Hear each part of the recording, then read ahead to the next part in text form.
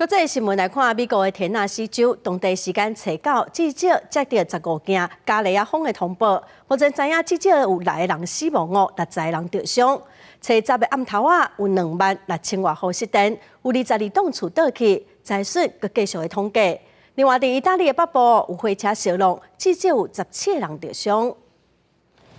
空中跨灾区之一蒙哥马利郡克拉克斯威尔市，清楚看到加利亚风侵袭的痕迹，社区厝的厝顶拢风掀起来，重型货车也冰倒，加利亚风也夺走包括营救机在内几条人命。31 years old. We got a 10-year-old boy. 当局开设紧急避难所，也当咧抽象电力设备。22 structures that have collapsed as a result of the storm, and countless others have sustained significant damage. Now we know that a cold snap is happening tonight. 田纳西州初9至少接到15件加利亚风通报，看到人看到加利亚风花近，头前社区突然发出爆裂声，佮看到大火冲出来。 Oh my God. 真侪厝风毁掉，当局要咧掌握灾损情形。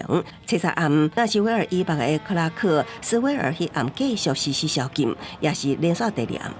意大利北部初18名发生2列火车烧亡事故，10名旅客受伤，多数是轻伤。当局表示，2列火车启动时当驶伫普隆纳甲里米尼之间的铁路，已经继续发生上路。即马当咧调查事故原因，搁厘清责任归属。